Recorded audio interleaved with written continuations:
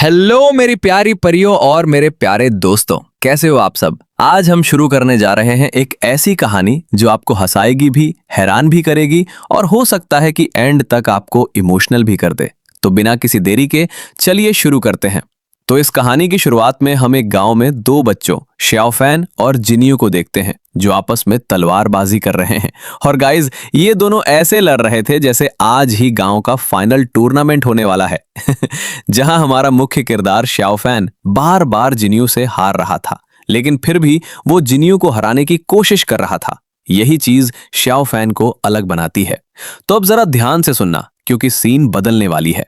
तभी अचानक जिनियो की आंखें लाल हो जाती हैं और वो श्याओफैन को जान से मारने की कोशिश करता है। ये देखकर दूसरे बच्चे वहां से भाग जाते हैं और श्याओफैन अपनी जान बचाकर भागते हुए एक टेम्पल यानी बुद्ध के मंदिर पहुंच जाता है और जिनियो वहां भी आ जाता है और श्याओफैन का गला दबाने लगता है। अब एंट्री होती है इस पूरे डोंग हुआ के मेन विलेन और हीरो की। अब आप सोच रहे होंगे कि अभी इसे बचाने दो लोग आएंगे, विलेन और हीरो, तो बिल्कुल गलत है। ये एक ही इंसान है। और मैंने विलेन और हीरो क्यों बोला उसे, मैं आगे बताऊंगा। तो चलिए स्टोरी स्टार्ट करते हैं। उसी समय उस गांव के एक बौद्ध भिक्षु यानी उस मंदिर के पंडित समझ लो, वो आते हैं और जिनियो के शरीर पर कुछ पॉइंट्स दबाते हैं जिससे जिनियो को होश आ जाता है। तभी भिक्षु उन दोनों को अपने अपने घर जाने को बोलता है क्योंकि तूफान आने वाला था और जिनियो और श्याओफैन दोनों जाने लगते हैं। लेकिन एक मिनट, आपको लगा बस खत्म हो गई? नहीं नहीं, अभी तो शुरू भी नहीं हुई वो कहते हैं ना कि प्यारी लड़कियों के नखरे खत्म नहीं होते, उसी तरह हमारे श्याओफैन की मुसीबत खत्म नहीं होती। तो चलिए स्टार्ट करते हैं। जैसे ही वो दोनों घर के लिए निकलते हैं तो श्याओफैन आगे निकल जाता है और बेचारा जिनियो शॉक में होता है, इसीलिए पीछे चल रहा होता है। तभी वहां एक अजीब और दुष्ट आदमी आता है और जिनियो को ले जाने की कोशिश करता है। ये देखकर भिक्षु उस अजीब आदमी से जिनियो को छीन लेते हैं। अब होगी तबाही, देखते जाओ बस। लेकिन इसी बीच वो अजीब आदमी एक कीड़ा छोड़ता है और वो कीड़ा भिक्षु के हाथ से उसके शरीर के अंदर घुस जाता है। अब वो अजीब आदमी भिक्षु पर एक जहरीली ब्लड स्ट्रीम तकनीक से हमला करता है, इसलिए भिक्षु जिनियो को एक तरफ रख देते हैं और अपनी ढाल से उस हमले को रोकने की कोशिश करते हैं। लेकिन वो उस हमले को रोक नहीं पाते क्योंकि कीड़े ने भिक्षु के शरीर में जहर डाल दिया था। शरीर पर जहर का असर देखकर भिक्षु समझ जाते हैं कि वो अजीब आदमी उन्हें मारने ही आया है। मतलब गाइस, उस अजीब आदमी का मेन टारगेट भिक्षु था और जिनियो को चुराना तो बस एक बहाना था। इसी बीच श्याओफैन भी वहां पहुंच जाता है और ये सब देखकर हैरान रह जाता है। आप सब अब जरा ध्यान से देखना, कुछ ही देर में यहाँ पर किसी की लाइफ पूरी तरह चेंज होने वाली है। तो बढ़ते हैं स्टोरी में।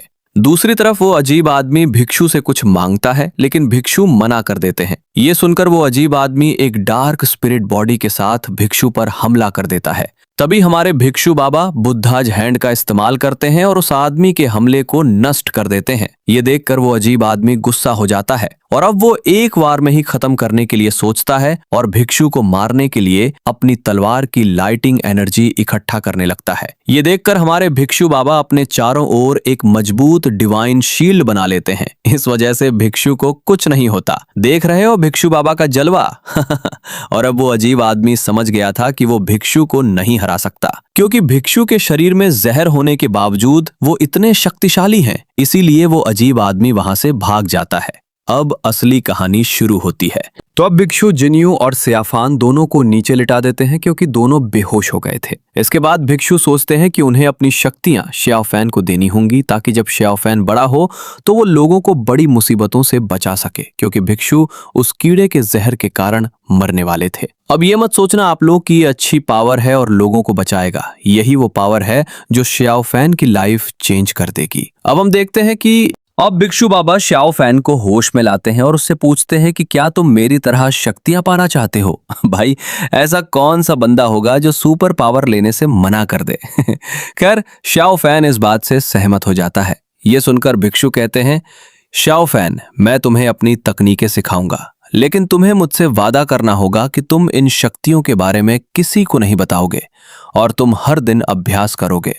इसके बाद भिक्षु श्याओफैन को एक मंका देते हैं और उसे इसे सुरक्षित रखने के लिए कहते हैं क्योंकि ये बहुत खास है। इसलिए श्याओफैन उस मंका को अपने पास रख लेता है। अब भिक्षु शाओ फैन को अपनी तकनीकें सिखाने ले जाते हैं, लेकिन उससे पहले वो शाओ फैन को बताते हैं कि वो उसे अपनी तकनीकें सिखाएंगे, लेकिन इन्हें समझने में समय लगेगा। इसीलिए मेरी मृत्यु के बाद तुम्हें अपनी शक्तियों के बारे में जानने के लिए विलियम्स नाम के एक आदमी को ढूंढना होगा। मतलब समझ रहे हो, ये बहुत खतरनाक मंका है। और जिन्हें समझ नहीं आया उनको बता दूं कि जो वो अजीब आदमी आया था ना और भिक्षु से कुछ मांग रहा था, वो यही मंका मांग रहा था। और इसकी असली पावर आपको आगे की स्टोरी में पता चलेगी। तो चलिए बढ़ते हैं अपनी स्टोरी की तरफ। हमें दिखाया जाता है रात बीत जाती है। उसके बाद हम अगली सुबह देखते हैं। जब जिन्यू को होश आता है तो वो अपने चारों तरफ देखता है। उसने सियाफान को देखा जो बेहोश था, इसलिए जिन्यू ने उसे जगाया और पूछा कि हम यहाँ कैसे आए। लेकिन सियाफैन ने उसे कुछ नहीं बताया क्योंकि भिक्षु ने उसे कुछ भी बताने से मना किया था। इसके बाद दोनों अपने गांव की तरफ जाते हैं और वे देखते हैं कि किसी ने उनके पूरे गांव को तबाह कर दिया है और पूरे गांव में खून ही खून होता है। ये देखकर सियाफैन अपने घर की ओर भागता है और वहां उसे पता चलता है कि उसके माता पिता की भी मृत्यु हो गई है। ये देखकर सियाफैन बेहोश हो जाता है। तो आज के लिए बस इतना ही। तो अगर आपको नेक्स्ट पार्ट इसका चाहिए तो 150 कमेंट और 500 लाइक करवा दो फटाफट क्योंकि मुझे एक्सप्लेन वीडियो बनाने में रात के 2 से 3 बजे तक काम करना पड़ता है, फिर सुबह उठकर 8 बजे से करना पड़ता है तो कर दिया करो दोस्तों, देखकर अच्छा लगता है। तो थैंक यू वेरी मच और मिलते हैं नेक्स्ट वीडियो में।